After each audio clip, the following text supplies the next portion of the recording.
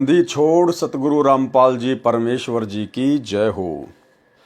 परम पिता परमात्मा, सारी सृष्टि के रचनहार, कुल मालिक, असंख्य ब्रह्मांडों के स्वामी, जगत गुरु, तीनों लोकों में प्रवेश करके सबका धारण पोषण करने वाले राजाधिराज, आत्माधार, नाथों के नाथ, देवों के देव, महादेव, सर्वेश्वर, महेश्वर, मृत्युंजय, अजरो अमर, आदि अनादि सनातनी प्रभु, जगत पिता जगदीश्वर, श्री श्री 1008 की उपाधि के वास्तविक अधिकारी, अकाल मूरत शब्द स्वरूपी राम वासुदेव, सर्वगतम ब्रह्म, परम पूज्य, प्रथम पूज्य, परम संत, परम पुरुष, परम धनी, परम दयालु, सत्य कबीर, हक्का कबीर, अल्लाहु कबीर, अल्लाहु अकबर, बाखबर, अल्लाह ताला,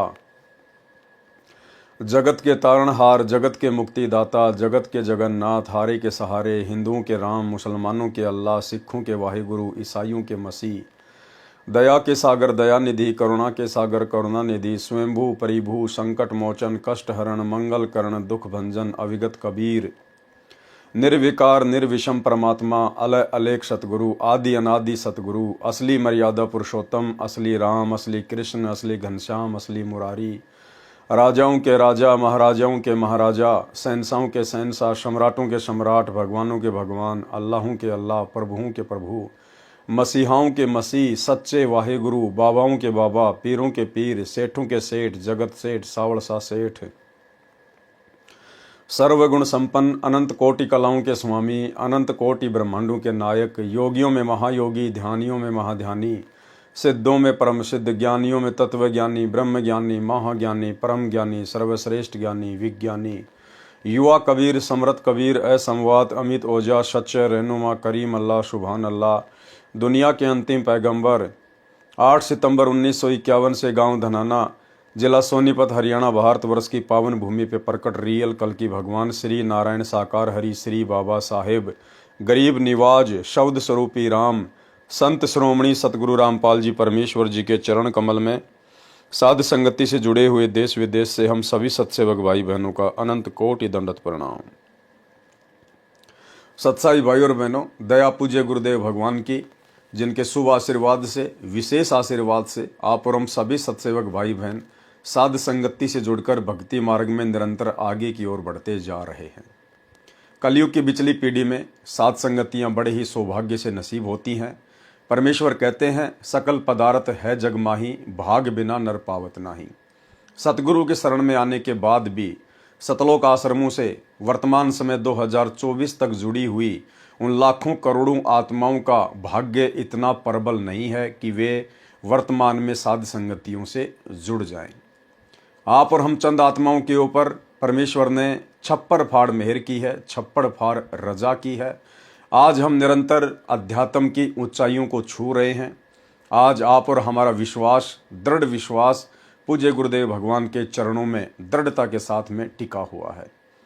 भाई और बहनों, ये रजा इसी प्रकार से गुरुदेव भगवान की आप और हम सभी के ऊपर बनी रहे, एकमात्र ये हमारी कामना पूज्य गुरुदेव जी से है। कबीर सागर के सरलार्थ के ऊपर वीडियो बनाने की श्रृंखला जारी है।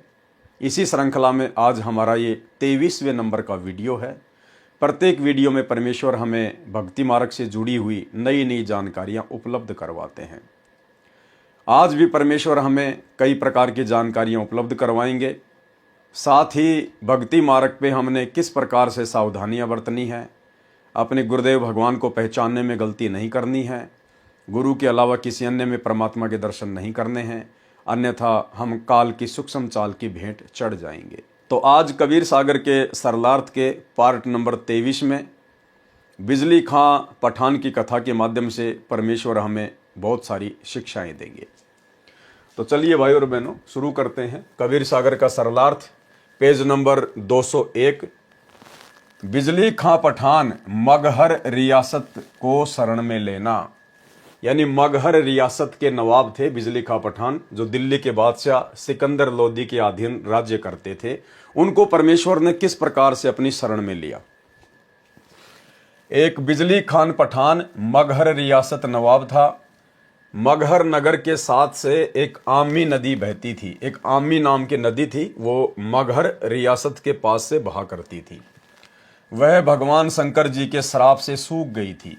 भगवान शिव का दूसरा श्राप था कि जो मगहर में प्राण त्यागेगा वह गधे की योनि को प्राप्त करेगा, फिर नरक में जाएगा। जो काशी में मरेगा वह बैकुंठ में जाएगा। एक समय मगहर नगर के आसपास यानी मगहर रियासत में दुर्भिक्ष पड़ा, यानी भयंकर अकाल पड़ा। त्राही त्राही मच गई। सर्व जंतर मंतर पाठ हवन कर करा लिए, परंतु व्यर्थ रहा। मगहर नगर उत्तर प्रदेश में गोरखपुर गीता प्रेस वाला इससे 25 किलोमीटर दूर है। मगहर में हिंदू तथा मुसलमान आधे आधे हैं। किसी ने राजा को बताया कि काशी नगर में एक कबीर नाम के महात्मा बड़े सिद्ध पुरुष हैं, यदि वे आशीर्वाद दे दें तो वर्षा निश्चित रूप से हो जाएगी।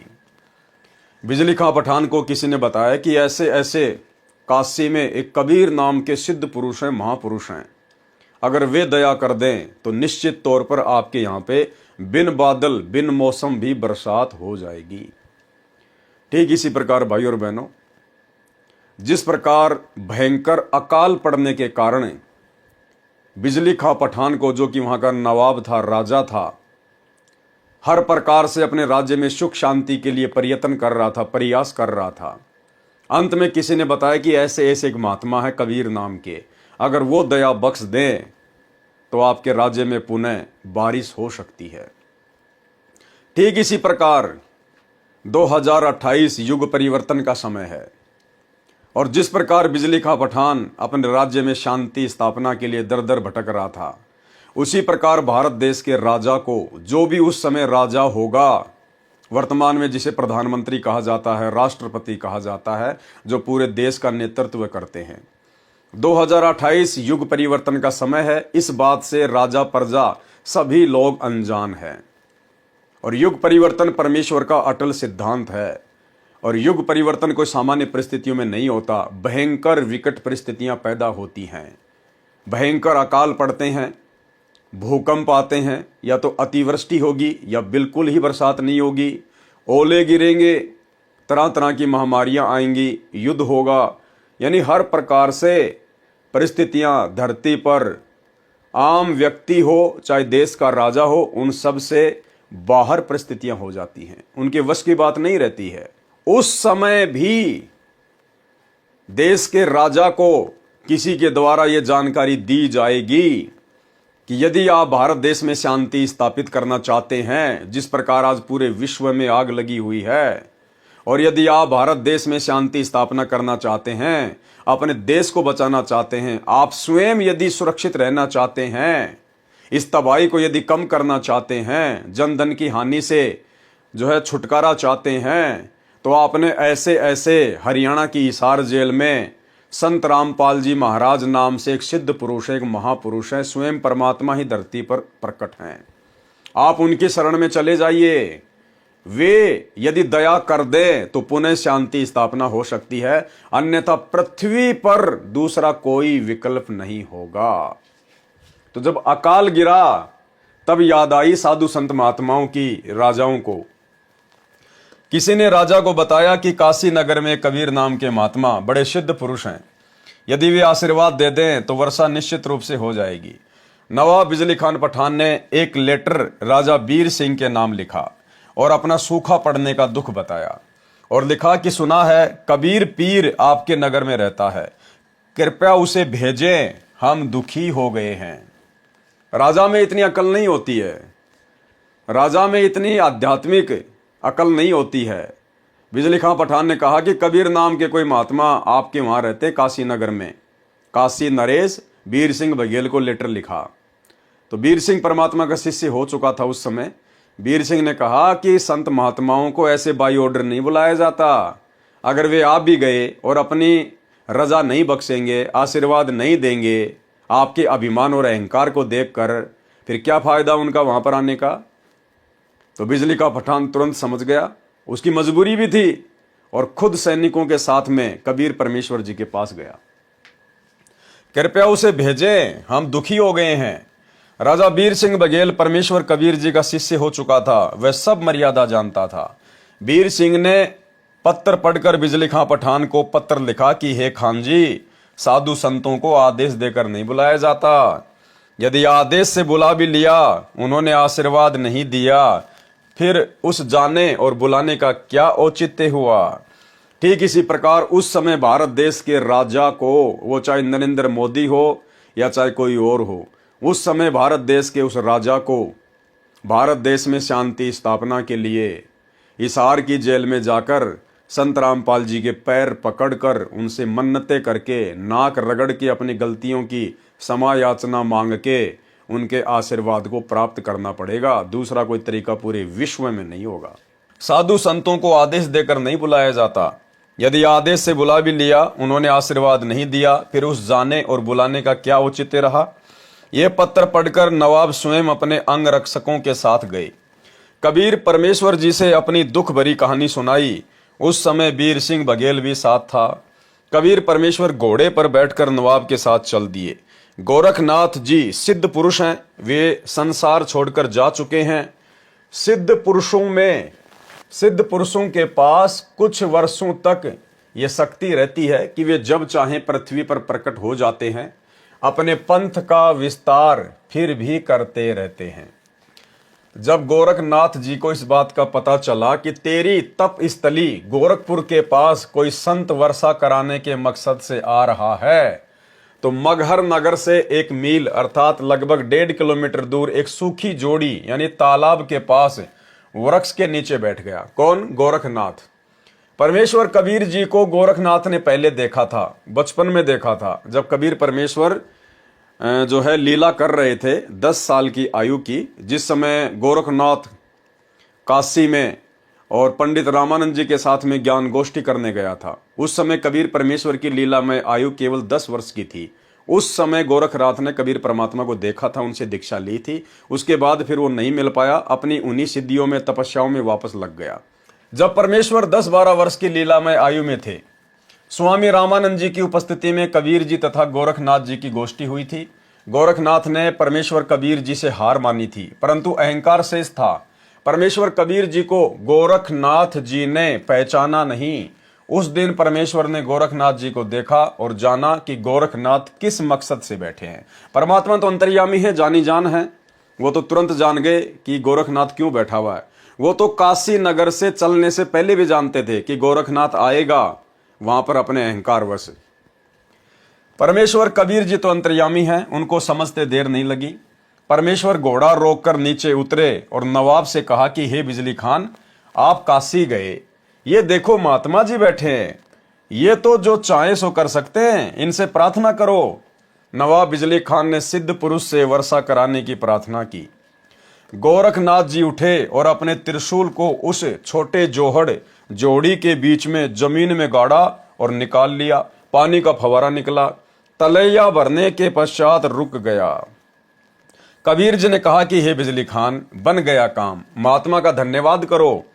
बिजली खान ने कहा कि हे महात्मा जी, इस जल से तो एक समय हमारे पशु भी तृप्त नहीं हो सकते, वर्षा कराने की कृपया करें। गोरखनाथ जी क्रोध से बोले कि इस क्षेत्र के व्यक्तियों के भाग्य में 2 साल तक बारिश होने का संयोग नहीं है, पाप कर्म बढ़ा है, बारिश कैसे हो सकती है। यदि किसी में शक्ति है तो वर्षा करा के दिखा दे। उस समय गोरखनाथ जी कबीर जी पर व्यंग कर रहे थे। कबीर जी ने नवाब तथा साथ आए सैनिकों तथा गांव से आए व्यक्ति जो नवाब को देखकर उसी तलैया पर चले गए थे, सबको कहा मैं यहां बैठकर परमात्मा में धुन लगाता हूं। लीला की परमात्मा ने, उनको कहां धुन लगानी थी, वे तो स्वयं ही परमेश्वर हैं। मैं यहां बैठकर परमात्मा में धुन लगाता हूं, आप घर को जाओ। यदि परमेश्वर ने सुन ली तो आधे घंटे में बरसात हो जाएगी। यह कहकर परमेश्वर कबीर जी गोरखनाथ की तलैया से 200 फीट की दूरी पर बैठ गए। नवाब तथा प्रजा कैसे गांव जा सकती थी, उनके पैर नहीं चल रहे थे। 10 मिनट के अंदर ही जोर की घटा उठी, मूसलाधार वर्षा हुई, सब सरोवर भर गए, खेतों में पानी पानी हो गया। ये लीला देखकर बिजली खान पठान कबीर जी को प्रार्थना करके गांव ले गए। स्वयं नाम लिया, पूरे नगर के हिंदू तथा मुसलमानों ने दीक्षा ली। उस समय संतान की बहुत कमी होती थी। एक मुसलमान के घर कोई संतान नहीं थी। उम्र लगभग 70 वर्ष थी। पति पत्नी ने कबीर परमात्मा से रो रो कर पुत्र की मांग की। परमेश्वर जी ने आशीर्वाद दिया कि 10वें महीने पुत्र हो जाएगा। ऐसा ही हुआ। वर्तमान में उस व्यक्ति के परिवार का एक पूरा मोहल्ला यानी पूरी कॉलोनी बसी हुई है। उसका नाम मोहल्ला कबीर करम है। कबीर करम का अर्थ है कबीर कृपया ये दास मगर में, यानी गुरुदेव भगवान कह रहे हैं कि ये दास मगर में संगत को वह पवित्र यादगार दिखाने गया था। 3 बार वहां जाने का सौभाग्य प्राप्त हुआ। वहां के नागरिक कहते हैं कि परमेश्वर कबीर जी की कृपा से नगरी सुख से बस रही है। यहाँ हिंदू मुसलमान लगभग आधे आधे हैं। कभी भी धर्म के नाम पर आपस में झगड़ा नहीं हुआ है। देश के अन्य शहरों में कई बार हिंसा होती है, परंतु हमारे गांव में भाईचारा कायम रहा। क्यों? परमेश्वर के आशीर्वाद से। उस समय के लोग डरने वाले थे, साधु संतों की इज्जत करते थे। और वर्तमान में क्या हो रहा है? वर्तमान में क्या हो रहा है? सतगुरु रामपाल जी की संगत में 2 पार्ट हो गए। एक पार्ट जिसे सतलोक आश्रमों के नाम से जाना जाता है, दूसरा पार्ट जो ज्ञान आधार से भक्ति कर रहा है साध संगति के नाम से जाना जाता है। और आज सतलोक आश्रम नाम से वो पार्ट जो अज्ञान आधार से भक्ति कर रहा है, दिखावे की भक्ति कर रहा है, बाकी सारे कुकर्म कर रहा है, कोई मर्यादा नहीं निभा पा रहा है और जबरदस्ती साध संगत वालों के साथ में लड़ाई झगड़ा करते हैं, मुकदमेबाजी करते हैं, मारपीट करते हैं। सोचिए भाई और बहनों, 650 साल पहले परमात्मा ने आशीर्वाद दिया था और आज तक वहां पर हिंदू मुसलमानों का आपस में झगड़ा नहीं है। लेकिन वर्तमान में सतगुरु रामपाल जी के परिवार वाले, सोचिए इनके कितने बिगड़े हुए संस्कार हैं। अपने ही गुरु भाई बहनों के साथ में लड़ाई झगड़ा करते हैं, मारपीट करते हैं, मुकदमेबाजी करते हैं सत्सेवकों के साथ में। ये शर्म की बात है, डूब के मरने की बात है ये। यहां हिंदू मुसलमान लगभग आधे आधे हैं। कभी भी धर्म के नाम पर आपस में झगड़ा नहीं हुआ। देश के अन्य शहरों में कई बार हिंसा होती थी, परंतु हमारे गांव में भाईचारा कायम रहा। और सतगुरु रामपाल जी के परिवार वाले, ये कोऑर्डिनेटर, ये क्यों लड़ाई झगड़ा करते हैं हम सत्सेवकों के साथ में? ये भक्ति को लेकर लड़ाई झगड़ा नहीं करते, क्योंकि इन लोगों को भक्ति की टेंशन नहीं है। भक्ति चाहे कोई इनसे अच्छी करे या इनसे नीची करे, इनको भक्ति से कोई लेना देना नहीं है। ये लड़ाई झगड़ा केवल इस डर के कारण करते हैं कि संगत को लूटने का जो कॉन्ट्रैक्ट इस काल से हमने ले रखा है, गुरुदेव के परिवार वालों ने, इन कोऑर्डिनेटरों ने, इनको डर है कि ये कॉन्ट्रैक्ट कहीं ये साथ संगत वाले ना ले लें, कहीं हमारे हाथ से संगत ना निकल जाए, कहीं हमारे हाथ से ये दान धर्म ज्योति पाठ का पैसा ना चला जाए। इनको फिक्र केवल माया की है, पैसे की है। अपने स्वार्थ के कारण ये उलझे हुए हैं। लेकिन इनको इस बात का नहीं पता कि हम सतगुरु रामपाल जी परमेश्वर जी के शिष्य हैं, उनके सत्सेवक बच्चे हैं। माया को, धन दौलत को हम लोग अपने गुरुदेव के आशीर्वाद से और ज्ञान आधार से अपने पैर की ठोकर के ऊपर रखते हैं, पैर की ठोकर के ऊपर। हमारी नजरों में हमारे गुरुदेव भगवान से बढ़कर, उनकी सत भक्ति से बढ़कर दुनिया में कोई भी दूसरी अनमोल माया, अनमोल धन नहीं है। लेकिन काल प्रेरणा से ये लोग इस बात से अपरिचित हैं। यहाँ हिंदू मुसलमान लगभग आधे आधे हैं। कभी भी धर्म के नाम पर आपस में झगड़ा नहीं हुआ है। देश के अन्य शहरों में कई बार हिंसा होती है, परंतु हमारे गांव में भाईचारा कायम रहा। नाम भक्ति की कमाई करना अनिवार्य है। अब गुरुदेव भगवान हमें क्या समझा रहे हैं, इस कथा के माध्यम से परमेश्वर हमें क्या शिक्षा देंगे? नाम भक्ति की कमाई करना अनिवार्य है। यानी आज हम भाई बहनों ने गुरुदेव भगवान से, कबीर परमेश्वर जी से नाम उपदेश भी ले लिया है, हम उनकी शरण में हैं। और यदि हम लोग सुमरण को, 3 समय की आरती को, सत्संग सुनना, 5 यज्ञ करना, ये टोटल जो होता है ये भक्ति में आता है, परमात्मा की सेवा में आता है। इसी को कहते हैं पूजा करना। पूजा, भक्ति, सेवा, इसमें सब कुछ आ जाता है। 3 समय की आरती आ गई, मंत्र जाप करना हो गया, सत्संग सुनना, मर्यादा निभाना, गुरुदेव को भोग लगाना, यानी भक्ति से संबंधित जो भी क्रिया होती है वो सेवा, पूजा इसी नाम से जानी जाती है। तो परमेश्वर समझा रहे हैं कि उपदेश लेने के बाद में यदि आपने जरा भी भक्ति, पूजा, सेवा में ढील कर दी, जितने मंत्र गुरुदेव ने कह रखे हैं प्रतिदिन करने के लिए, कम से कम 1 माला प्रथम नाम की, यदि सतनाम मिला हुआ है तो कम से कम 500 या 1000 सतनाम के जाप, ये तो कम से कम है। ज्यादा चाहे कितने करो, ये तो अनिवार्य हैं, कम से कम है ये।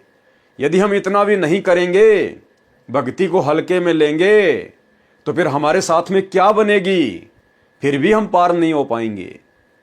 हम मर्यादा में भी पूरे हैं, सच्चा गुरु भी बना रखा है, लेकिन गुरु ने जितनी भक्ति करने का आदेश दिया है, यदि हम उतना भक्ति नहीं कर रहे हैं तो भी हम अंत में यहीं रह जाएंगे। नाम भक्ति की कमाई करना अनिवार्य। अध्याय वीर सिंह बोध, पृष्ठ 123 पर। राजा वीर सिंह की एक छोटी रानी सुंदर देई थी। जो काशी नरेश था राजा वीर सिंह, परमात्मा उसकी स्त्री के माध्यम से आप और हमें संदेशा दे रहे हैं कि नाम की कमाई नहीं की तो क्या बनेगा। राजा वीर सिंह की एक छोटी रानी सुंदर देई थी। उसने भी परमेश्वर कबीर जी से दीक्षा ले रखी थी। उसने सत्संग बहुत सुने थे, विश्वास कम था, नाम की कमाई यानी साधना नहीं करती थी। जब रानी का अंतिम समय आया तो यम के दूत राजभवन में प्रवेश कर गए। फिर यमदूत रानी के शरीर में प्रवेश कर गए और अंतिम श्वास का इंतजार करने लगे। उस समय रानी सुंदरदेई के शरीर में बेचैनी हो गई। यमदूत दिखाई देने लगे। राजा ने रानी से पूछा कि क्या बात है? रानी ने कहा कि मुझे राजपाट, महल, आभूषण कुछ भी अच्छा नहीं लग रहा है। रानी ने कहा कि साधु संतों को बुलाकर परमात्मा की चर्चा कराओ। साधु तथा भगत आकर परमात्मा की चर्चा तथा भक्ति करने लगे। उससे कोई लाभ नहीं हुआ। रानी के शरीर में कष्ट और बढ़ गया। यानी सबसे पहली शिक्षा तो भाई और बहनों ये कि यदि हम गुरुदेव की मर्यादा में रहकर और जितनी भक्ति उन्होंने करने के लिए आदेश दिया हुआ, यदि उतनी नहीं करेंगे तो भी यम के दूत हमें नहीं छोड़ने वाले। दूसरा, उस समय हमें हमारे भगत भाई बहन किसी प्रकार से कोई सहायता नहीं देंगे। हमारे भगत भाई बहन कोई भी आड़े नहीं आएगा। जिस प्रकार यम के दूत आ चुके थे, उसकी अंतिम श्वास का इंतजार कर रहे थे। रानी के कहने पर भगत भाइयों को बुलाया गया, परमात्मा की चर्चा की गई, महिमा की गई, लेकिन किसी भी भगत की चर्चा और महिमा से रानी को किसी प्रकार का कोई फायदा नहीं हुआ। यानी खुद की कमाई ही खुद के काम आएगी। खुद के द्वारा की गई सेवा, दान, धर्म ही खुद के काम आएगा। दूसरे की कमाई दूसरे भगत के बिल्कुल भी काम नहीं आएगी। रानी ने कहा कि साधु भक्तों को बुलाकर परमात्मा की चर्चा कराओ। साधु तथा भगत आकर परमात्मा की चर्चा तथा भक्ति करने लगे। उससे कोई लाभ नहीं हुआ। रानी के शरीर में कष्ट और बढ़ गया। अर्ध अर्ध यानी आधा श्वास चलने लगा। श्वास खींच खींच कर आने लगा। हृदय कमल को त्याग कर जीव भयभीत होकर त्रिकुटी की ओर भागा। यानी हमारी जो आत्मा होती है वो हमारे शरीर में जो है हृदय कमल में रहती है। तो यम के दूतों से वो आत्मा भयभीत हो गई, क्योंकि भक्ति उसने की नहीं, मर्यादा में वो रही नहीं, गुरु पे उसका विश्वास रहा नहीं। अंत में वो भयभीत हो गई, वो डर गई यम के दूतों को देखकर। अन्यथा परमात्मा ने तो कह रखा है, अगर आप मर्यादा में हो, भक्ति कर रहे हो, पहली बात तो यम के दूत तुम्हारे पास में आएंगे नहीं। अगर आ भी गए गलती से तो नाम का सुमरण शुरू कर दो, उनके तीर से लगेंगे, वो दूर जाके खड़े हो जाएंगे। तो अंत समय जब आया तो रानी का जो जीव था वो हृदय कमल से और त्रिकुटी की ओर भागा। और तो कोई रास्ता नजर आएगा नहीं। वो त्रिकुटी की ओर दौड़ा अपने बचाव के लिए। हृदय कमल को त्याग कर जीव भयभीत होकर त्रिकुटी की ओर भागा। यम दूतों ने चारों ओर से घेर लिया। चारों यम दूतों ने जीव को घेर कर कहा कि आप चलो, हरि यानी प्रभु ने तुम्हें बुलाया है। तब रानी के जीव को सत्संग वचन याद आए। उसने यम दूतों से कहा कि हे बटपार, हे जालिमो, तुम यहां कैसे आ गए? हमारा सतगुरु हमारा मालिक है, आप हमें नहीं ले जा सकते। रानी को तुरंत वो सत्संग याद आ गए।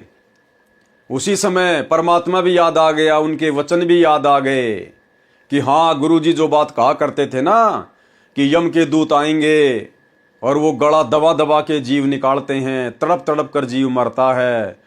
फिर रानी ने हकीकत में देख लिया सूक्ष्म शरीर में कि भाई जो गुरुजी कहा करते थे बिल्कुल वैसा ही हो रहा है। और उस समय गुरुजी ने यह भी कहा था कि अगर ऐसी नौबत आ जाए तो अपने गुरु को याद करना, या आपके गुरुजी ने जो मंत्र दे रखा है वो सुमरण शुरू कर देना और कोई प्रयत्न मत करना। हे माँ, हे पिताजी, अरे बचाओ रे बचाओ रे। अगर ऐसा करना शुरू कर दिया और सुमरण नहीं किया या अपने गुरुदेव को याद नहीं किया, और गुरुदेव को याद करने का तरीका भी यही है, सुमरण, क्योंकि परमात्मा शब्द रूप है। और जब हम शब्द का उच्चारण करेंगे, उस मंत्र का जाप हम करेंगे तो हम सतगुरु को ही याद करते हैं। हम हैं सबद सबद हम माही, हमसे भिन्न और कछु नहीं। तो गुरुदेव ने हमें जो मंत्र दे दिया, जो सुमरण दे दिया, उसका जाप करना, अपने गुरुदेव को ही याद करना है, उन्हीं का चिंतन मनन होता है वो। तो रानी ने अपने गुरुदेव को याद किया, सारी बातें उसको याद आ गई। उसने यमदूतों से कहा कि हे बटपार, हे जालिमो, तुम यहां कैसे आ गए? हमारा सतगुरु हमारा मालिक है, आप हमें नहीं ले जा सकते। मेरे सतगुरु धनी ने मुझे नाम दिया है, मेरे गुरुजी आएंगे तो मैं जाऊंगी। ये बात सुनकर यम के दूत बोले कि यदि आपका कोई धनी है तो उसको बुलाओ, नहीं तो हमारे साथ परमात्मा के दरबार में चलो। जीव ने कहा कि धरनी आकाश से नगर नियारा, तहां निवाजे धनी हमारा। रानी ने क्या कहा कि इस पृथ्वी और आकाश से न्यारा है वो देश सतलोक, जहां पर हमारा खसम रहता है, हमारा धनी रहता है। ये भी कमजोरी है भाई और बहनों, ध्यान रखना। यदि आप और हमारे साथ में ऐसी नौबत आन पड़े, किसी भी कारण से, हो सकता है परमात्मा हमारी परीक्षा भी ले ले, क्योंकि परमेश्वर हर प्रकार से हमें चेक करेगा। कई बार शोपन के माध्यम से भी चेक करेंगे, या शरीर जब छूटेगा उस समय परमात्मा शब्द रूप में हमारे साथ में रहेंगे, दिखाई नहीं देंगे लेकिन रहेंगे हमारे आसपास में। तो उस समय हो सकता है यम के दूत आ जाएं, परमात्मा यम के दूतों का रूप बना ले आप और हमारी परीक्षा लेने के लिए कि हमारे अंदर कितनी दृढ़ता आई है, हम ऊपर की यात्रा करने के लायक हैं या नहीं है। तो यदि यम के दूत आ भी जाएं तो हमने उनसे डरना नहीं है, भयभीत नहीं होना है, क्योंकि गुरुदेव ने हमें विधि बता रखी है। हमने उसी समय अपना सुमरण चालू रखना है, सुमरण। इसीलिए तो परमात्मा ने श्वास का सुमरण दिया है। इस श्वास के सुमरण को आप 24 घंटे चालू रख सकते हो, 24 घंटे। यदि हम श्वास का सुमरण करते करते, सतनाम का जाप करते करते सो जाते हैं तो भी सूक्ष्म शरीर में वो सुमरण ऑटोमेटिक चलता रहता है। तो परमेश्वर ने बताया कि आपने उस समय सुमरण करना है, जो भी आपको मंत्र मिला हुआ है। अगर आपका शरीर यदि प्रथम नाम लेने के बाद छूट गया तो उस समय प्रथम नाम का जाप करना है। सतनाम है तो सतनाम का, सार नाम है तो सार नाम का, सार शब्द है फिर तो कहना ही क्या। तो उनके तीर से लगेंगे, भाले से लगेंगे, वो तुम्हारे निकट नहीं आ सकते। और यदि सुमरण भी याद ना हो तो अपने माता पिता को मत पुकारना, किसी रिश्तेदार को मत पुकारना, रोने मत लग जाना, इधर उधर भागने मत लग जाना। हे बंदी छोड़, हे बंदी छोड़, हे गुरुदेव भगवान, हे परमात्मा, हे परमेश्वर, कम से कम यही बोलने लग जाए हम, क्योंकि ये हमारे गुरुदेव भगवान के उपमात्मक नाम हैं। ये उन्हीं को संबोधित करने के नाम हैं। जय बंदी छोड़, हे परमात्मा, हे परमेश्वर, हे गुरुदेव भगवान, हे कबीर परमात्मा, हे मेरे पूज्य गुरुदेव। तो ये उन्हीं को पुकारने के नाम हैं। ये एक ऑप्शन है। सबसे पहले तो मंत्र जाप ही है। अगर वो किसी कारण से याद ना हो, ज्यादा भयभीत हो जाए, तो फिर ये परमात्मा के उपमात्मक जो नाम है, उनके शक्ति बोधक जो नाम है, फिर हमने इनको पुकारना है। अपने माता पिता या भाई बंधु रिश्तेदारों को पुकारने से अच्छा है परमेश्वर के उपमात्मक नामों को पुकारें। अगम शब्द जब वाखे नाऊं, तब यम जीव के निकट नहीं आऊं। तो हमने ये गलती बिल्कुल नहीं करनी है। उस रानी ने क्या कहा? उस रानी ने कहा कि धरती और आकाश से न्यारा जो देश है, वहां पे हमारे परमात्मा बैठे हैं, हमारा सतगुरु बैठा है। तो ये गलती हमने नहीं करनी। हमने वहां का रेफरेंस नहीं देना। हमने तो सीधा सीधा कहना है कि परम पूज्य सतगुरु रामपाल जी परमेश्वर, सारी सृष्टि के मालिक मेरे पूज्य गुरुदेव है, मेरा पिता है। और भाई आपका और हमारा तो कोई अकाउंट ही नहीं है, कोई हिसाब किताब नहीं है। लगता है यमराज ने गलती से भेज दिया, धोखे से आ गए तुम। आपका और हमारा कोई हिसाब किताब नहीं है।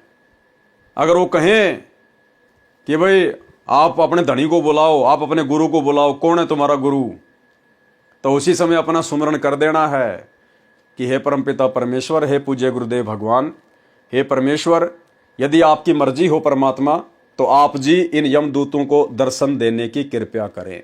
ये नहीं कहना उनके डराने से, धमकाने से कि गुरुजी आप कहाँ हो, जल्दी आओ, जल्दी आओ, जल्दी आओ, आपको यमदूत बुला रहे हैं। उन यमदूतों की क्या औकात परमात्मा के सामने भाई, जो यमदूतों के कहने से और हम परमात्मा को यमदूतों का आदेश बताएंगे।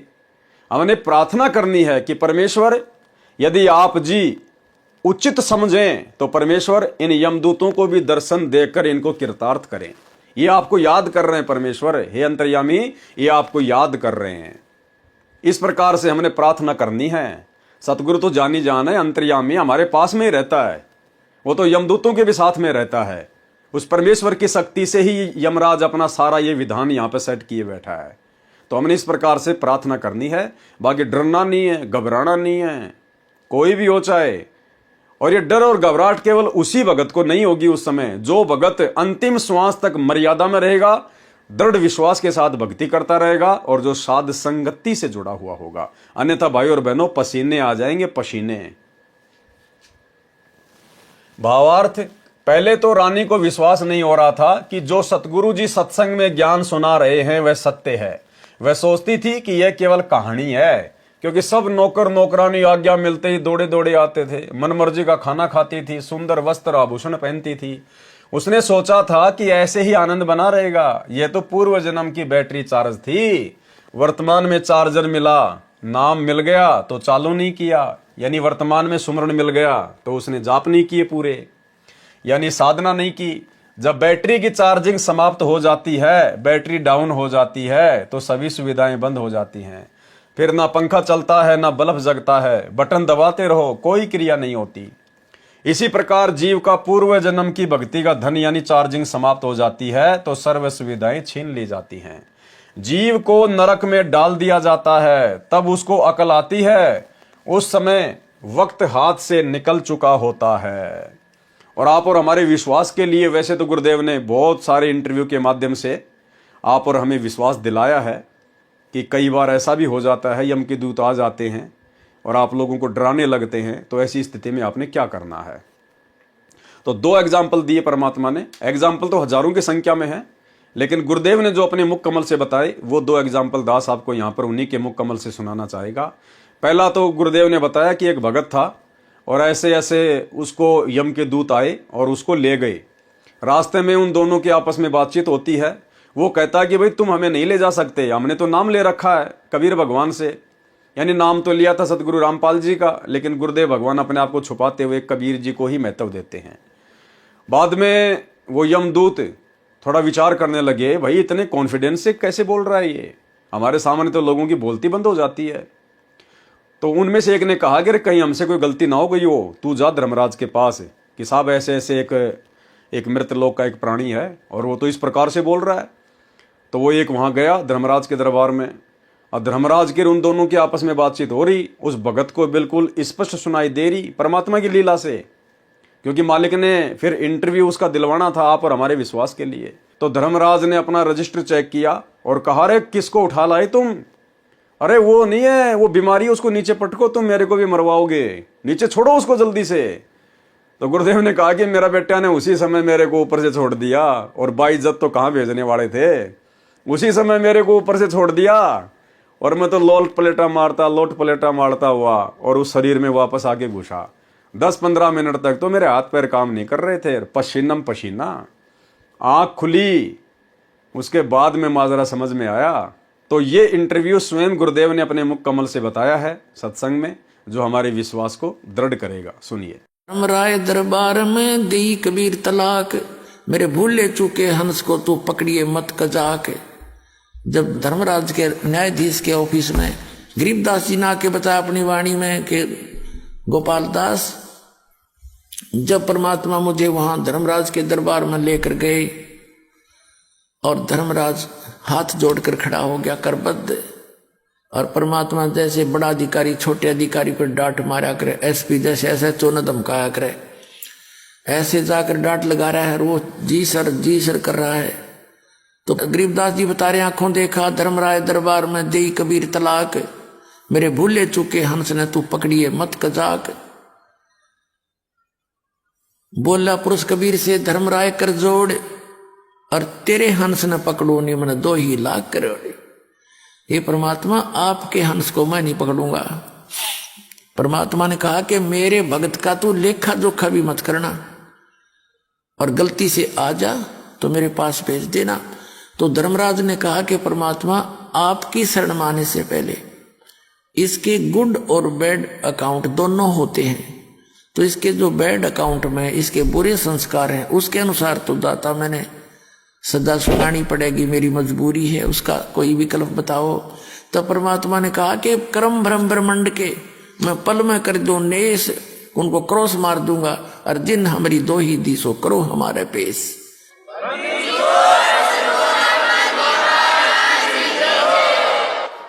कि जिसने मेरा नाम ले रखा है और मेरा जिक्र कर दिया, मैं तो कबीर साहब का भगत हूं, परमात्मा का शिष्य हूं, उनका भगत हूं, तो खबरदार उसका अकाउंट नहीं लेना, हमारे पेश कर देना। तो पुण्यात्मा एक भगत बता रहा था, रात्रि के समय मैंने सपना आया और दो आए इसी बूढ़ी बूढ़ी शक्ल के और पकड़ कर मेरी बाँख, चल तेरा टाइम हो लिया, पूरा टाइम हो गया तेरा समय, मुझे ले गए ऊपर।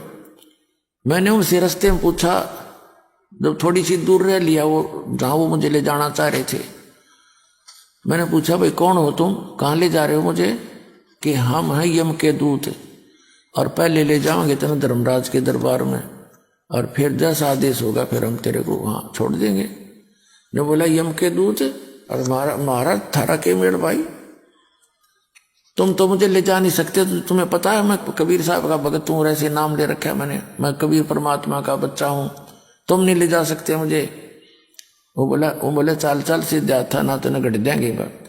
ने बोला मैं गुट्टान के साथ छुटान लग गया, वो छोड़ने ऊपर दोनों खूब खुच्चम खुच्चा हो गया, हम तीनों जने। तो वो तगड़े थे, मेरा भी कई मार गए, मुझे खड़ा कर लिया। तो वो फिर डर गई इस बात, तब इतना कॉन्फिडेंस से जब कह रहा है कि गड़बड़ हो जा, थारे दूध चूक लागी हो। एक ने कहने लगा तू इसके पास खड़ा रहा, मैं पहले अंदर जाके वेरीफाई कराया हूँ। तो उसने जाके कहता मैंने न सोने दूर थे, वो तो मालिक की लीला थी, अंदर बतलाते। उसने कहा जी ऐसे ऐसे एक व्यक्ति लाए हैं जो आपका आदेश था। वो तो यूं कहे मैं कबीर साहब का भगत हूं, तो मुझे ले जा नहीं सकते। ये बात कहने दे उसने फट दे, वो फाइल खोली उसकी, ने बोला नकम्मे यू नहीं है, वो दूसरा है इससे नाम का, और पटको इसे मरवाओगे मुन्ने भी।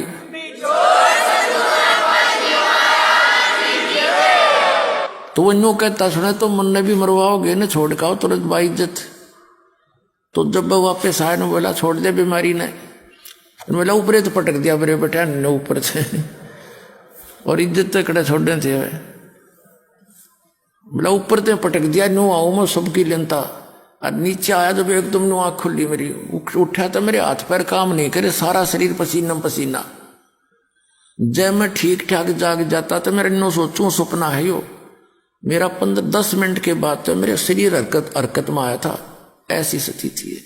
तो पुण्यात्माओं आपका ऐसे समर्थ से मेल हो गया है, अब सच्चे दिल से भक्ति करना, पूरे परिवार की रक्षा करेगा, और सतलोक जाओगे, शरीर जाओगे, वहां जाकर सुंदर शरीर पाओगे। बोलो सतगुरुदेव की जय हो।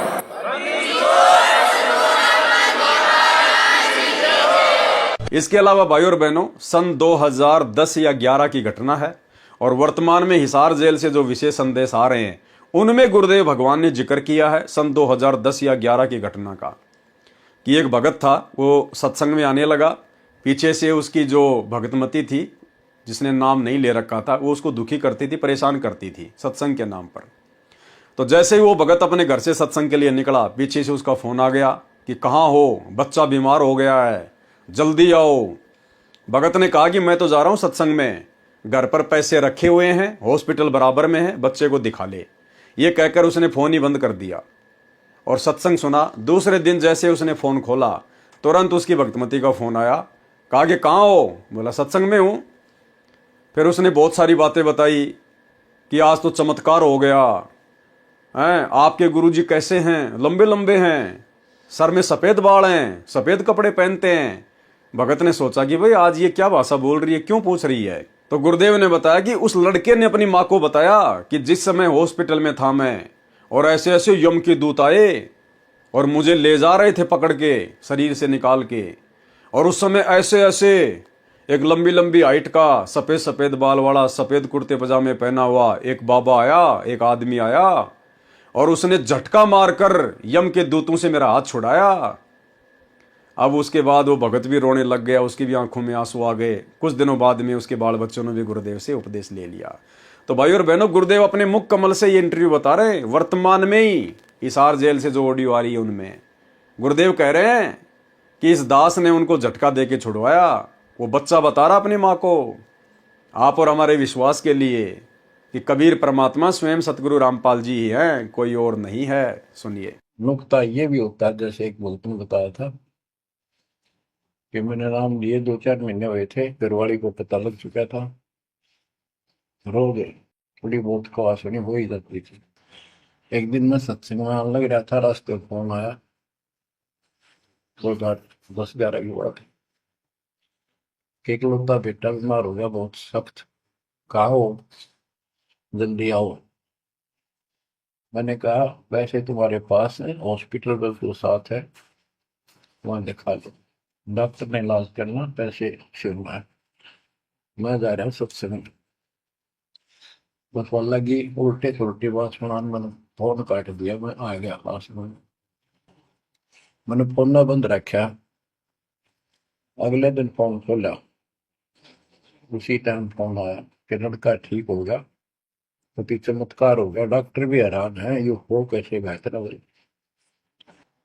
तो राहत की सांस ली। फिर मैं जब वहां गया तो फिर मैं पूछा कि तुम्हारे गुरु जी कैसे हैं, क्या सफेद कपड़े पहनते हैं, लंबे से हैं, सिर पे सफेद बाल हैं। मैं उनके मुंह की तरफ देखूं, ये उस लड़के ने बताया अपनी माँ को, एक ऐसा आदमी आया था और मेरे को काल के दूतों से जो खींच के झटका देकर सुटा के लाया, वापस मेरे को छोड़ दिया इसमें शरीर में। तो मेरी आंखों से पानी पड़ा, और वो भी ने बोली हम भी चल रहे, वहां में सारे परिवार ने दीक्षा बोला। उसके बाद उस लड़के का 4 साल हो गए, बुखार नहीं चढ़ा। बच्चों, इसको कहते हैं नुक्ते ऊपर ही जगह रे कोटी करो, जब जा तुम्हारी। तो भाई और बहनों, इसी प्रकार यदि आप और हमारे साथ भी ये शरीर छोड़ने के बाद में बन जाए किसी भी कारण से, चाहे हमारी भक्ति कम हो या चाहे परमात्मा हमारी परीक्षा लेते हों, हर स्थिति में हमने निडरता के साथ में, क्योंकि निडरता आएगी भक्ति की शक्ति से, मर्यादाओं में रहने से, और एक दिन ये सब में आ जाएगी जो अंत तक इस परमात्मा के दरबार में पड़े रहेंगे। तो उस समय हमें डरना नहीं है, घबराना नहीं है, हमने अपना सुमरण करना है, क्योंकि सुमरण ही हमारा गुरु है। शब्द गुरु चित चेला रे। उसके बाद आगे का काम पूज्य गुरुदेव भगवान का है। तब उसको अकल आती है। उस समय वक्त हाथ से निकल चुका होता है, केवल पश्चाताप और रोना शेष रह जाता है। रानी सुंदरदेवी ने सत्संग सुन रखा था, पूर्ण सतगुरु से दीक्षा ले रखी थी, नाम की कमाई नहीं की थी। दीक्षा लेने के बाद भी भक्ति पूरी नहीं कर पाई, नाम की कमाई पूरी नहीं कर पाई, पूरा विश्वास अपने गुरुदेव पर, उनके वचनों पर, सत्संगों पर नहीं कर पाई। वह गुरुद्रोही नहीं हुई थी, गुरु निंदा भी नहीं किया करती थी। रानी ने सतगुरु को याद किया कि हे सतगुरु, हे मेरे धनी, मेरे को यमदूतों ने घेर रखा है, मुझ दासी को छुड़ाओ। मैंने आपकी दीक्षा ले रखी है, आज मुझे पता चला कि ऐसी आपत्ति में न पति न पत्नी न बेटा बेटी भाई बहन राजा प्रजा कोई सहायता नहीं करता। गुरुदेव हमें शिक्षा दे रहे हैं उस रानी के माध्यम से कि उस समय, आज तुम जिन राजनेताओं की चापलूसी कर रहे हो, कभी कांग्रेस को वोट डाल रहे हो, कभी बीजेपी को वोट डाल रहे हो, कभी क्या कर रहे हो, कभी गांव वालों को खुश करने के लिए स्टेडियम बना रहे हो, हॉस्पिटल खोल रहे हो, गांव वालों के लिए एम्बुलेंस चला रहे हो, बसें चला रहे हो, रोडे बना रहे हो। उस समय में राजा प्रजा भी काम नहीं आएगी, केवल सतगुरु काम आएगा, सतगुरु। तो आप और हमें गुरुदेव शिक्षा दे रहे हैं कि अपने गुरुजी के प्रति पूर्णतया समर्पित रहो, इन राजनेताओं की, चंद नेताओं की चापलूसी ना करो, दुनिया को खुश करने का प्रयास मत करो, ये दुनिया अंत समय में काम नहीं आएगी, सतगुरु काम आएगा। सतगुरु को प्रसन्न करने वाली भक्ति क्रिया करो, और सतगुरु इन आडंबरों से, पाखंडों से प्रसन्न नहीं होता, सतगुरु मर्यादित भक्ति से प्रसन्न होता है। आज मुझे पता चला कि ऐसी आपत्ति में न पति न पत्नी न बेटा बेटी न भाई बहन न राजा प्रजा कोई सहायक नहीं होता। रानी के जीव ने हृदय से सतगुरु को पुकारा, तुरंत सतगुरु कबीर जी वहां उपस्थित हुए, तुरंत सतगुरु रामपाल जी परमेश्वर वहां पर उपस्थित हो जाते हैं, क्योंकि ये परमात्मा आत्मा के अंग संग ही रहता है शब्द रूप में। रानी ने दौड़कर सतगुरुदेव जी के चरण लिए। उसी समय यमदूत भागकर हरि यानी धर्मराज के पास गए और बताया कि उसका सतगुरु आया, तो वहां पर प्रकाश हो गया। जीव ने सत्य सुकृत नाम जपा था। यमदूतों ने क्या बताया कि उस जीव ने सत्य सुकृत नाम जपा था। लेकिन भाई और बहनों, उसने सत्य सुकृत जाप नहीं जपा, क्योंकि वो तो अपने सतगुरु को याद कर रही थी। हे सतगुरु, हे सतगुरु, हे गुरुजी, हे धनी। नाम तो भूल चुकी थी वो, नाम तो वो जपती नहीं थी, नाम तो उसकी जुबान पे था ही नहीं। वो तो यमदूतों को परमात्मा ने सत सुकृत नाम सुनाया, ताकि वो यमदूत जब धर्मराज को जाकर बताएं तो धर्मराज समझ जाए कि हाँ भाई, अगर सत सुकृत नाम जपा था तो उसका गुरु कौन होगा। उसको इतना ही याद था, इस कारण से उसको यमदूतों से छुड़वाया तथा पुनः जीवन बढ़ाया। तब रानी ने दिल से भक्ति की, फिर सतगुरु कबीर जी ने पुनः सतनाम सारनाम दिया, उसकी कमाई की। क्योंकि भाई और बहनों, वो सत सुकृत जपेगी कहां से, क्योंकि परमात्मा ने तो बीच बीच के 5 मंत्र दिए थे उस समय 650 साल पहले।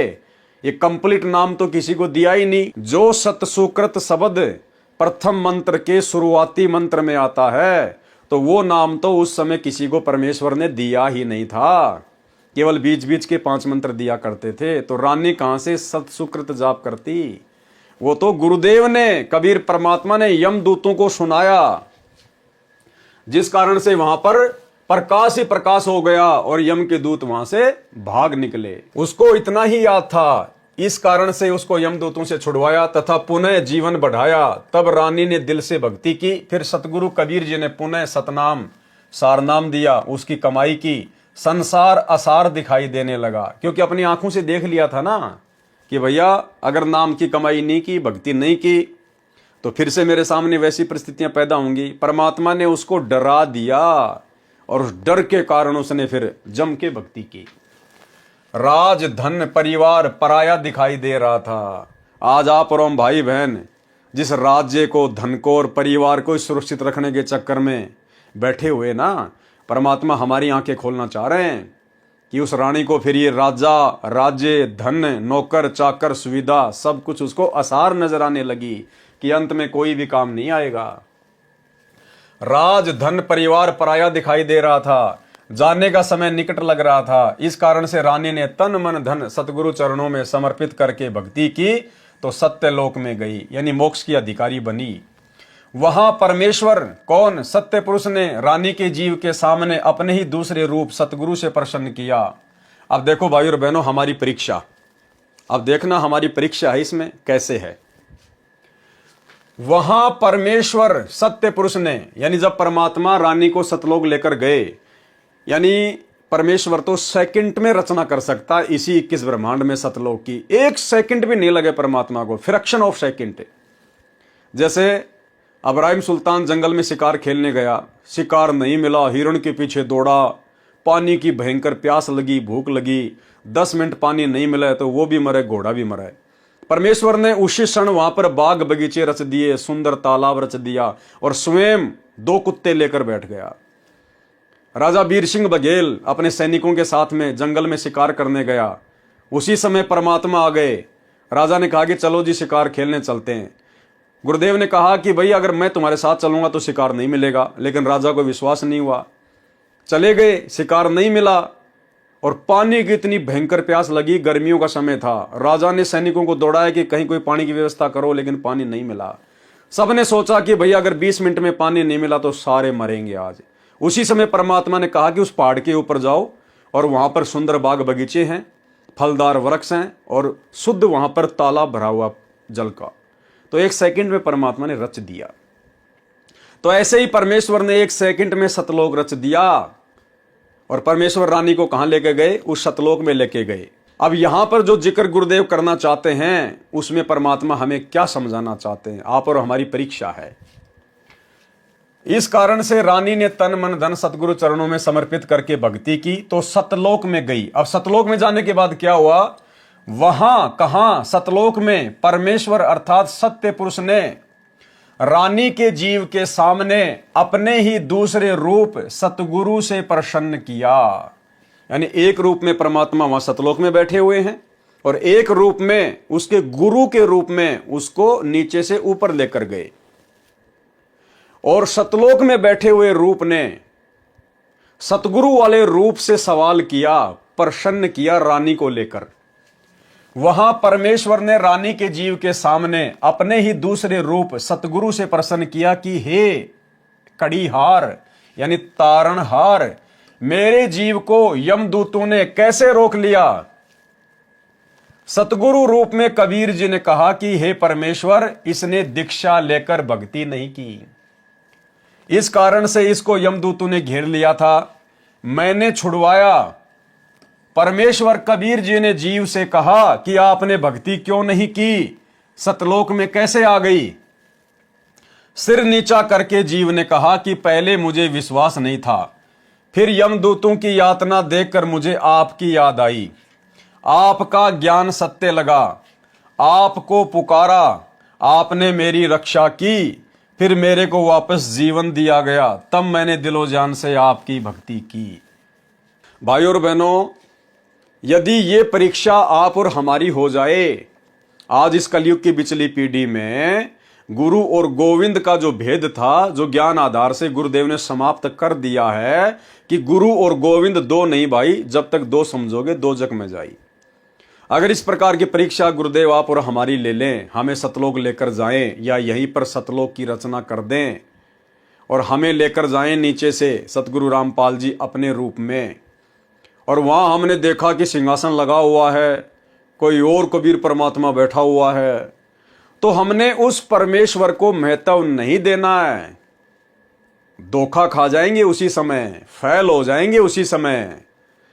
हमारा गुरु ही परमेश्वर है, गुरु ही सत्य पुरुष है। हमने उस सिंहासन वाले के किसी भी सवाल का कोई जवाब नहीं देना, केवल अपने गुरुदेव भगवान के आगे हाथ जोड़ने, उन्हीं से अर्ज करनी है, उन्हीं से प्रार्थना करनी है। यह हमारी परीक्षा होगी और त्रिकुटी पर भी परमात्मा हमारी इस प्रकार से परीक्षा लेंगे। एक सत्संग में गुरुदेव ने हमें क्या समझाया कि गुरु गोविंद दोनों खड़े काके लागू पाए, बलिहारी गुरु अपना जिन गोविंद दियो बताए। गुरुदेव ने बताया जब तुम त्रिकुटी पर जाओगे और एक रूप में तो वहां पर मैं खड़ा हूं यानी तुम्हारा गुरु, और दूसरे रूप में यदि कबीर परमात्मा अपने ओरिजिनल रूप में आ जाए, दाढ़ी मूछ वाले रूप में, जिसको नादान संगत कबीर भगवान मानती है, तो भगत को गुरुदेव ने आदेश दिया कि बलिहारी गुरु अपना जिन गोविंदियों मिलाए। अपने ही गुरुदेव के चरणों में गिरना है। उधर अगर उस कबीर भगवान की तरफ अगर झांक भी लिया, देख भी लिया, उसी समय फैल हो जाओगे। और यहां भी ऐसा ही है, यानी वर्तमान में हम जो भक्ति कर रहे हैं ना, यहां भी हमने ऐसा ही करना है। इसलिए तो हमने दाढ़ी मूछ वाली कबीर जी की फोटो को घर से बाहर कर दिया कि ना रहेगा बांस, ना बजेगी बांसुरी। तो पहले सुनिए ये सत्संग। गुरु और गोविंद दोनों खड़े, वहां मान लीजिए परमात्मा दोनों रूप बना के खड़ा हो जा, एक दास का रूप और दूसरा अपना ओरिजिनल रूप। तो कहते हैं वहां भी परीक्षा होगी, किसके लागू पाए। सबसे पहले कहते बलिहारी गुरु अपना जिन गोविंदियों मिलाए। अपने गुरु जी के ही चरणों में गिरना, वहां पर परमात्मा की तरफ अगर झांक भी लिया उधर साथ होगी तो वो रिजेक्ट करेंगे आपको। यहां भी ऐसा ही होगा। अपने गुरु जी के ही चरणों में गिरना, वहां पर परमात्मा की तरफ अगर झांक भी लिया उधर साथ होगी तो वो रिजेक्ट करेंगे आपको। यहां भी ऐसा ही होगा। अपने गुरु जी के ही चरणों में गिरना, वहां पर परमात्मा की तरफ अगर झांक भी लिया उधर साथ होगी तो वो रिजेक्ट करेंगे आपको। यहां भी ऐसा ही होगा।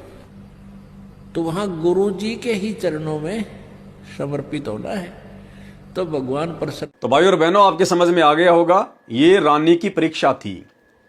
परमात्मा रानी को लेकर गए नहीं लेकर गए हमें नहीं पता, लेकिन परमेश्वर ने यदि यहां पर लिखा है तो भाई और बहनों ये आप और हमारी परीक्षा है। जिस प्रकार वो रानी सतलोक में सत्य पुरुष को देखकर, उस तेजोमय रूप को देखकर कह रही थी कि मैंने आपको पुकारा, आप आए मेरी रक्षा करने के लिए, जबकि आया तो सतगुरु था रक्षा करने के लिए। लेकिन वहां पर रानी ने देखा कि ये है भगवान। जिस प्रकार हर किसी ने धोखा खाया, धर्मदास जी ने धोखा खाया, नानक जी ने धोखा खाया, दादू जी ने धोखा खाया, मलुकदास जी ने धोखा खाया, गीसा संत जी ने धोखा खाया। जिनको भी परमात्मा सतलोक लेकर गए नीचे से सतगुरु रूप में, जिंदा महात्मा के रूप में, और वहां जैसे ही उन्होंने देखा कि सिंहासन पर तेजोमय परमात्मा बैठा है, और नीचे से गया हुआ सतगुरु जिंदा महात्मा उस तेजोमय रूप के ऊपर चवर करने लगता है। जीव की परीक्षा होती है। तो सबने यही सोचा कि भगवान तो ये है और ये जिंदा बाबा जो मुझे नीचे से ऊपर लाया ये तो इसका नौकर है। लेकिन कुछ ही समय बाद में वो सत्य पुरुष वहां से खड़ा होता है और सतगुरु रामपाल जी सिंहासन पर बैठ जाते हैं और कुछ ही देर में फिर वो दाढ़ी मूंछ वाला तेजोमय शरीर संत रामपाल जी के शरीर में समा जाता है। अकेले सतगुरु रामपाल जी सिंहासन पर रह जाते हैं। फिर उनकी आंखें खुलती हैं कि भाई ये नौकर नाकर नहीं है, ये तो खुद ही सत्य पुरुष है, तो लीला कर रहे हैं नीचे।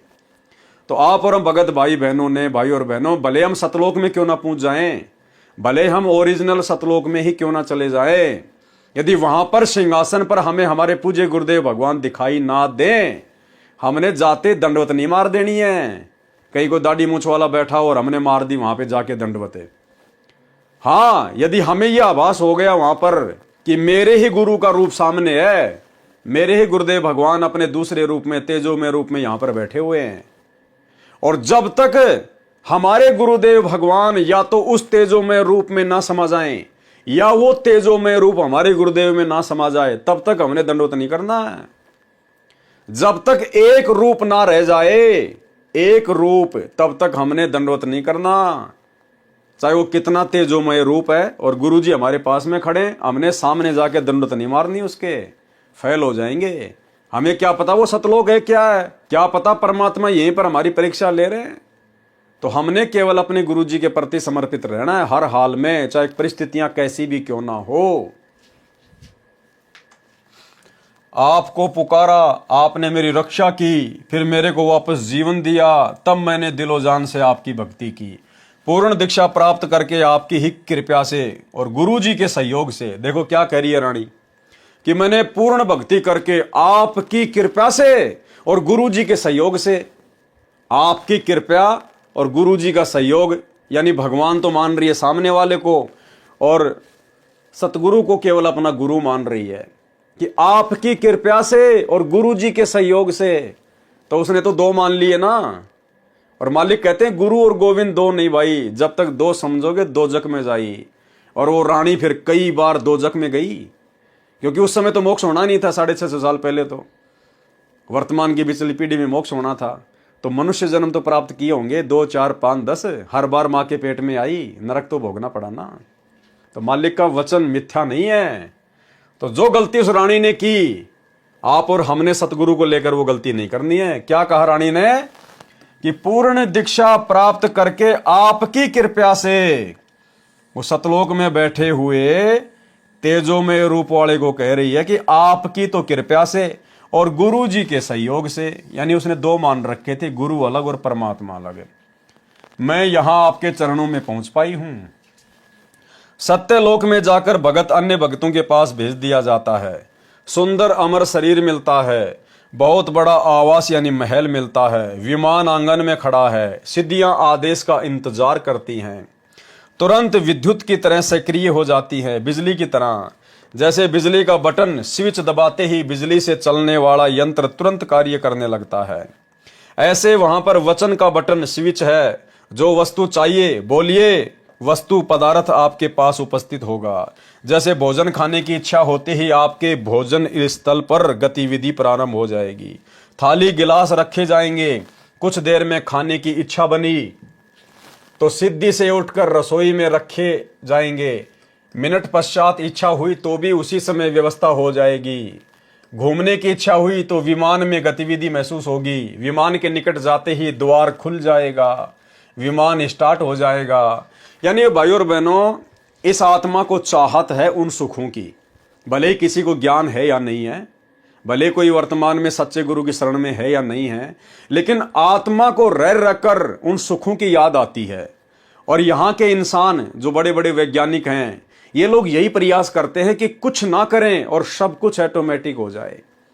जैसे आजकल हम लोग बड़े बड़े मॉल में जाते हैं और जैसे हम लोग उसके मेन गेट पर जाएंगे तो बड़ा सा शीशे का गेट लगा होता है, और जैसे ही हम उसकी 1 या 2 फुट की दूरी पर होंगे ऑटोमेटिक वो शीशे के गेट खुल जाएंगे, हम अंदर चले जाएंगे, ऑटोमेटिक वो बंद हो जाएंगे। तो ये आत्मा को याद है आज भी कि सतलोक में ऐसा ही होता था। वहां पर कोई भी काम हाथ से नहीं करना पड़ता था, केवल मन में सोचना पड़ता था। उसी समय परमेश्वर की शक्ति से सिद्धियां ऑटोमेटिक सारा काम कर दिया करती थी। तो आज भी इंसान को उन सुखों की चाहत है, वो आत्मा उनके अंदर प्रेरणा करती है। इसीलिए वैज्ञानिकों ने एसी बना दी, हीटर बना दिया, एरोप्लेन बना दिया, पता नहीं लिफ्टें वगैरह बना दी कि हमको सीढ़ी से चल के ना जाना पड़े, लिफ्ट वगैरह बना दी, दुनिया भर के रॉकेट बना दिए, विमान बना दिए, हर प्रकार की सुविधा जुटाने में इंसान लगा हुआ है। लेकिन इनमें वो आनंद नहीं है। वो आनंद तो सतलोक में ही जाकर मिलेगा।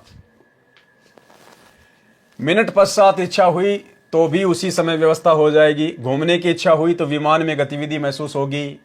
अब देखो, पहले गाड़ियां आती थी, गेयर वार लगाते थे, किलिच विलिच होती थी, बड़ा जोर लगता था, हैंडल भी ऐसा ही होता था। आजकल देखो पावर स्टीयरिंग आ गए, उंगली के इशारे से गाड़ियां चलती हैं, बिना गियर की ऑटोमेटिक गाड़ियां आ गई। तो बताओ कितनी सुविधा हो गई। और भी अच्छी सुविधा उपलब्ध हो, इसके इंतजाम में दिन रात वैज्ञानिक रिसर्च करते रहते हैं कि अब ऐसी कार आएगी जो बिना ड्राइवर के चलेगी। बस अपने घर का नक्शा डालो, जहां भी जाना है वहां की लोकेशन डालो, कार तुम्हें ऑटोमेटिक लेके जाएगी, चाहे सोते हुए जाना। तो भाई वो असली आनंद तो सतलोक में आएगा। यहां वाली तो न जाने कहां पर भिड़ा के मार देंगी, कोई भरोसा नहीं है। विमान के निकट जाते ही द्वार खुल जाएगा, विमान स्टार्ट हो जाएगा। जहां जिस द्वीप में जाने की इच्छा होगी, विचार करने पर विमान उसी ओर उड़ चलेगा। इच्छा करते ही ताजे ताजे फल पेड़ों से तोड़कर लाकर आपके समक्ष रख दिए जाएंगे। सतलोक की नकल ये काललोक है। इसी तरह स्त्री पुरुष परिवार है। अब भाई और बहनों, आगे हम जो पढ़ने वाले हैं ना, अब आगे हम जो पढ़ने वाले हैं, ये हमने बहुत ही ध्यान से पढ़ना है, क्योंकि दास के तो समझ में आ नहीं पाई ये बात। दास ने लगभग 2-3 साल पहले भी इसको देखा था, लेकिन उस समय भी मेरी समझ में नहीं आई। और वर्तमान में ये वीडियो बना रहा हूं, इससे पहले भी मैंने 4-5 बार इसको खूब पढ़ा, सोचा, लेकिन मेरी समझ में नहीं आई ये बात। अब ये बात जो आगे हम पढ़ेंगे, हो सकता है ये लाइनें गुरुदेव भगवान ने आप और हमारी परीक्षा के लिए लिखी हैं, कि इन बातों को हम ऐसा का ऐसा ही स्वीकार करते हैं, या गुरुदेव के सत्संगों से मेल करके हम लोग विचार विमर्श करते हैं, कुछ चिंतन मनन भी करते हैं। तो हो सकता है गुरुदेव ने आप और हमारी परीक्षा के लिए ये कुछ लाइनें कबीर सागर के सरलार्थ में लिखी हैं, क्योंकि इन लाइनों में लिखा है कि सतलोक में 90% संतान उत्पत्ति मैथुन क्रिया से होती है, और 10% बच्चे केवल शब्द से पैदा किए जाते हैं, और 90% मैथुन क्रिया से, जैसे हम यहां पर शारीरिक भोग विलास करके बच्चे पैदा करते हैं। तो ये बात आप और हमारे तो गले बिल्कुल भी नहीं उतर सकती, क्योंकि सतलोक में तो भोग विलास है ही नहीं, वहां तो मैथुन क्रिया का कोई लेना देना ही नहीं है। और गुरुदेव ने कहा कि वहां तो 90% संतान उत्पत्ति मैथुन क्रिया से होती है, और 10% केवल शब्द से संतान उत्पत्ति होती है। तो यहां पर हो सकता है गुरुदेव हमारी परीक्षा ले रहे हैं। इसी तरह स्त्री पुरुष परिवार हैं। सत्यलोक में 2 तरह से संतानों की उत्पत्ति होती है। कहां की बात कर रहे हैं गुरुदेव? सतलोक की बात कर रहे हैं। सतलोक में 2 तरह से संतानों की उत्पत्ति होती है, शब्द से तथा मैथुन से। यह हमारी परीक्षा है भाई और बहनों, कि हम इन बातों को ज्यों का त्यों स्वीकार कर लेते हैं, या इस प्रकार के शब्द आते ही गुरुदेव के ज्ञान आधार से हमारी खोपड़ी में कोई हलचल पैदा होती है। अब सतलोक में और मैथुन का क्या काम? अगर सतलोक में 2 प्रकार से संतान उत्पत्ति होती है, शब्द से भी और भोग विलास करके मैथुन क्रिया से भी, तो फिर भाई परमात्मा ने दुर्गा और काल को 21 ब्रह्मांडों के साथ में 16 संकोच की दूरी पर भेजने की जरूरत क्या थी? सतलोक के जिस हिस्से में मैथुन से बच्चे उत्पन्न होते थे, वो कुक्रम यदि सतलोक में पहले से ही हो रहा था, तो काल और दुर्गा को परमात्मा वहीं पर सेट कर देते, यहां भेजने की जरूरत ही नहीं थी। परमेश्वर को फिर यह कहने की जरूरत ही नहीं पड़ती कि भाई इस सतलोक में ऐसा कुक्रम करने की यदि कोई सोचता भी है, मैथुन क्रिया करने की, वो यहां पर रह नहीं पाता। अगर मैथुन क्रिया सतलोक में थी या है, तो भाई फिर काल को वहीं पे परमात्मा भेज देते, क्योंकि और भी तो बहुत सारे लोग वहां पर मैथुन क्रिया से बच्चे पैदा जो है वो कर ही रहे थे। तो ये आप और हमारी सीधी सीधी परीक्षा है कि इस पॉइंट को पढ़कर हम क्या रिएक्शन देते हैं। सत्यलोक में दो तरह से संतान की उत्पत्ति होती है, शब्द से तथा मैथुन से। वह हंस पर निर्भर करता है, यानी भगत के ऊपर निर्भर करता है कि वो भोग विलास करके बच्चे पैदा करना चाहता है या शब्द से बच्चे पैदा करना चाहता है। अब भाई और बहनों, सतलोक में परमेश्वर ने बताया कि सतलोक में तो नूरी शरीर है, वहां तो हार्ड मास का शरीर है ही नहीं, ये 5 तत्व का शरीर है ही नहीं। आप चाहे कितना ही वहां पर अमृत भोजन करो, वहां पर लैट्रिन नहीं आती। कितना ही आप जी वहां पे दूध दही पियो, पानी पियो, आपको पेशाब नहीं आती, क्योंकि हमारे शरीर में 5 तत्व से बना हार्ड मांस लार ये नहीं है। तो भला फिर जब मैथुन से बच्चे उत्पन्न किए जाते हैं सतलोक में, तो मैथुन क्रिया से तो फिर वीर्यपात भी होगा, शुक्राणु से बच्चे पैदा होंगे। तो जब शरीर के अंदर पेशाब ही बाहर नहीं आता है, तो भला फिर भाई वीर्य कहां से बाहर आएगा? फिर वो पदार्थ कहां से शरीर के बाहर निकलेगा, जब शरीर वैसा है ही नहीं वहां पर। तो यह आप और हमारी परीक्षा है भाई और बहनों। सतलोक में 2 तरह से संतान की उत्पत्ति होती है, शब्द से तथा मैथुन से। वह हंस पर निर्भर करता है। वचन से संतान उत्पत्ति वाला क्षेत्र सतगुरु के सिंहासन के चारों ओर है। नर नारी से परिवार वाला क्षेत्र उसके बाद में है। वचन से संतान उत्पन्न करने वाले केवल नर ही उत्पन्न करते हैं। सत्यलोक में वृद्ध अवस्था नहीं है। नर नारी वाले क्षेत्र में लड़के तथा लड़कियां दोनों उत्पन्न करते हैं, विवाह करते हैं केवल वचन से। जो बच्चे उत्पन्न होते हैं वे काल लोक से मुक्त होकर गए जीव जन्म लेते हैं, फिर कभी नहीं मरते, न बूढ़े होते हैं। जो सतलोक में मुक्त होकर जाते हैं उनको सर्वप्रथम सत्य पुरुष जी के दर्शन कराए जाते हैं। यानी जो आत्मा इस पृथ्वी लोक से मुक्त होकर जाती है, सबसे पहले उनको परमेश्वर के दर्शन करवाए जाते हैं। ठीक है जी। उस समय उसका वही स्वरूप रहता है जैसा पृथ्वी से आता है। यानी पृथ्वी से यदि कोई बूढ़ा गया तो उसका वही वहां पर स्वरूप रहेगा। यदि कोई जवान गया है तो जवान जैसा ही उसका रूप रहेगा। अब आगे एक बात और है, वो मेरे बिल्कुल समझ में नहीं आ रही। चलो, ऊपर वाली तो गुरुदेव के ज्ञान आधार से हम लोगों ने निष्कर्ष निकाल लिया कि भाई सतलोक में मैथुन क्रिया नहीं है। हो सकता है परमात्मा ने हमारी जो है वो परीक्षा के लिए यहां पर ऐसा लिखा है। लेकिन अब जो नीचे हम पढ़ेंगे वो तो भाई और बहनों मेरे बिल्कुल भी समझ से बाहर की बात है। आप में से अगर किसी के समझ में आ जाए तो भाई और बहनों आप जी बता देना। अन्यथा अगर गुरुदेव की परीक्षा होती, अगर ये शब्द यहां पर गुरुदेव की अगर परीक्षा होती तो जरूर परमात्मा हमें इतनी बुद्धि देते कि हम उसको समझ पाते। लेकिन यहां पर भाई और बहनों मुझे या तो ये मिलावट लगती है या फिर इस कबीर सागर को प्रिंट करवाते समय ये गड़बड़ हुई है। नहीं, गुरुदेव ने अगर कोई बात लिखी है तो हमारे समझ में जरूर आनी चाहिए। परंतु वरद नीचे से गया, परंतु यदि कोई बूढ़ा व्यक्ति नीचे से गया कहां? सतलोक, तो वहां सत्य पुरुष के सामने उसी अवस्था व स्वरूप में जाता है। क्या कहा जा रहा है? यदि नीचे से कोई बूढ़ा आदमी मोक्ष प्राप्त करके गया सतलोक में तो सत्य पुरुष के सामने उसी अवस्था व स्वरूप में जाता है। यानी बूढ़ा आदमी बूढ़े आदमी वाली ही रूप में स्वरूप में वहां पर जाएगा सत्य पुरुष के सामने। क्लियर हो गया? उसका प्रकाश 16 सूर्यों के प्रकाश जितना हो जाता है। ठीक है। उसके पश्चात उसको उस स्थान पर भेजा जाता है जो सबसे भिन्न है। वहां जाते ही उसका स्वरूप तो वैसा ही रहता है, लेकिन उसके शरीर का प्रकाश 16 सूर्यों जैसा हो जाता है। तो वो तो पहले भी हो ही गया था। अब यहां आगे क्या कहा जा रहा है?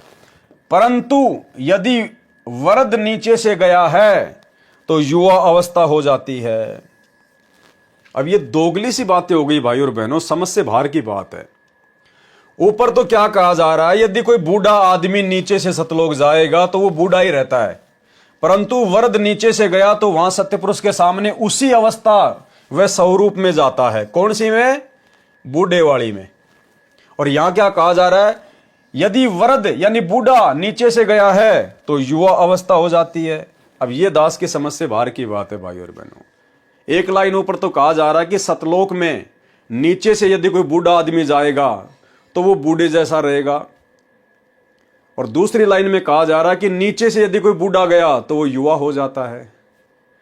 अब ये मिलावट है या क्या चक्कर है, दास की तो बुद्धि से बाहर की बात है। अब इसके ऊपर भला हम क्या विश्लेषण करें? जब समझ से बाहर की बात है तो भला क्या विश्लेषण करें? कुछ एक बातें परमेश्वर ने सत्संगों में ये भी कह रखी है कि यदि आपको कोई बात समझ में नहीं आती है तो उसको छोड़ देना, फिर कभी न कभी किसी न किसी सत्संग के माध्यम से कैसे न कैसे वो बात परमात्मा समझा देगा। तो या तो ये बहुत ही गहरी और गूढ़ ज्ञान वाली कोई बात है जो आप और हमारी बुद्धि से बाहर की बात है, और यदि हमसे कोई गलती हुई हो तो परमेश्वर हमें क्षमा करें, हम क्षमा प्रार्थी हैं।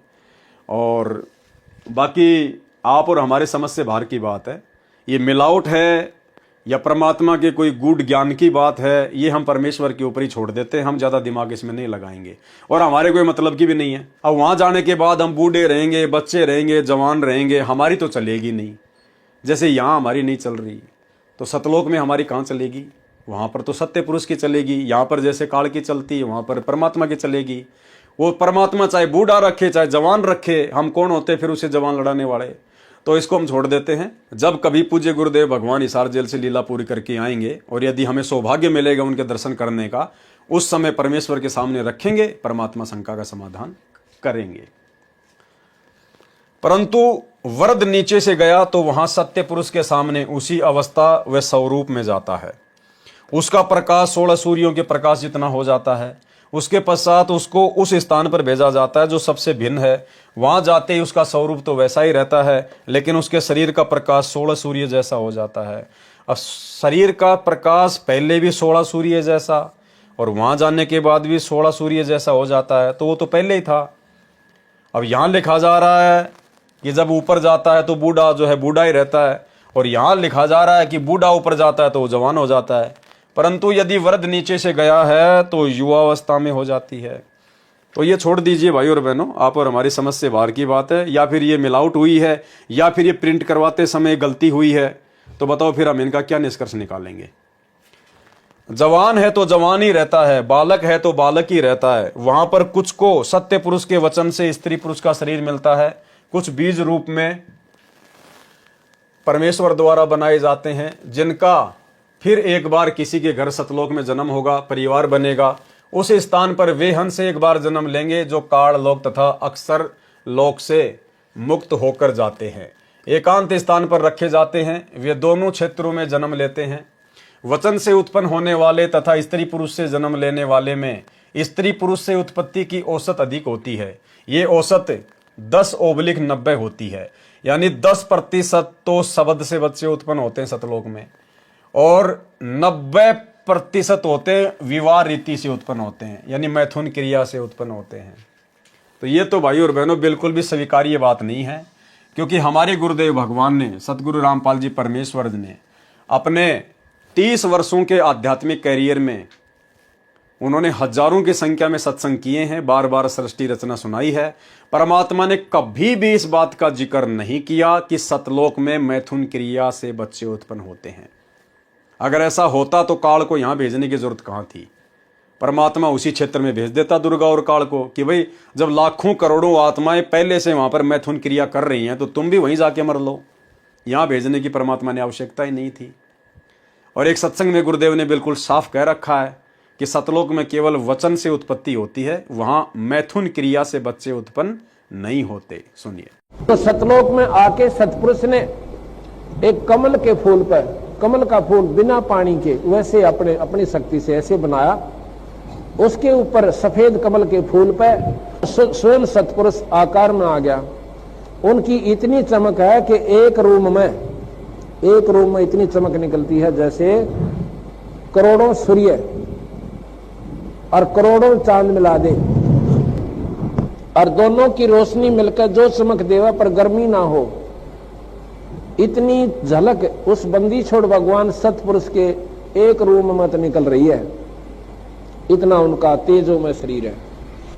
तो सतपुरुष ने अपने कहते हैं 17 शब्द उच्चारण किए, वहां सतलोक की सृष्टि रची। एक तो जैसे पूरा 10 किले हो और फिर उसमें कंस्ट्रक्शन करनी न्यारी होती है, वो रचना की। एक शब्द से उन्होंने वहां के उस सतलोक के सब दीप रच दिए। एक द्वीप की इतना क्षेत्र है कि ये सारे ब्रह्मांड और उस एक द्वीप के कोण में रखे जा सकते हैं। इतना बड़ा विस्तार एक द्वीप का है। तो सबसे पहले बंदी छोड़ ने एक शब्द से वहां के सभी द्वीप रच दिए और फिर 16 शब्द उच्चारण किए। शब्द से सृष्टि होती है सतलोक में, ये मैथुन सृष्टि नहीं है। और फिर 16 शब्द उच्चारण किए। शब्द से सृष्टि होती है सतलोक में, ये मैथुन सृष्टि नहीं है। और फिर 16 शब्द उच्चारण किए। शब्द से सृष्टि होती है सतलोक में, ये मैथुन सृष्टि नहीं है। पहले शब्द से दीप लोक आदि रच दिए। दूसरे शब्द से फिर 16 शब्दों से 16 पुत्र वहां जिन्होंने वहां पर कंट्रोल करना है उस सारी सृष्टि के सतलोक की को, वो बनाए। तो भाई और बहनों, ये बात तो यहाँ पर आप और हमारी परीक्षा के मकसद से ही पूज्य गुरुदेव के द्वारा लिखी गई है और पूज्य गुरुदेव जी के सत्संग से ही हमने इसको क्लियर भी कर लिया है। सत्यलोक में स्त्री तथा नर के शरीर का प्रकाश 16 सूर्यों के प्रकाश के समान होता है। मिनी सतलोक मानसरोवर पहले है, वहां दोनों के शरीर का प्रकाश 4 सूर्यों के समान होता है। फिर आगे जाते हैं, जब परब्रह्म के लोक में बने अष्टकमल के पास पहुंचते हैं तो हंस तथा हंसनी यानी नर नारी के शरीर का प्रकाश 12 सूर्यों के प्रकाश के समान हो जाता है। फिर सतलोक में बनी भंवर गुफा में प्रत्येक के शरीर का प्रकाश 16 सूर्यों के समान हो जाता है। प्रमाण कबीर सागर अध्याय मोहम्मद बोध पृष्ठ 20, 21 तथा 22 पर 10 मुकामी रेखता। 10 मुकामी रेखता यानी भाई और बहनों, जो कथाएं हमने पढ़ी हैं पूज्य गुरुदेव के कर कमल से लिखित, जैसे वीर सिंह बघेल की थोड़ी सी कहानी, बिजली का पठान की कहानी, उसकी रानी सुंदर देई की कहानी, तो वही सारी बातें फिर परमात्मा आगे दोहे और चौपाइयों में लिख रहे हैं। तो सारी कथा तो हम भाई बहनों ने जो है वो पढ़ी ली है। तो पूज्य गुरुदेव भगवान के आशीर्वाद से आज के वीडियो में हम केवल इतना ही लेंगे। कल रात्रि 8 बजे परमेश्वर के आशीर्वाद से फिर आगे हम बढ़ेंगे। परमेश्वर और नई नई जानकारियाँ कबीर सागर के सरलार्थ के माध्यम से आप और हमें उपलब्ध करवाएंगे। तो आज की वीडियो में केवल इतना ही। गुरुदेव भगवान हम सबको आज्ञा दें, इजाज़त दें, आशीर्वाद दें। बंदी छोड़ सतगुरु रामपाल जी भगवान की जय हो।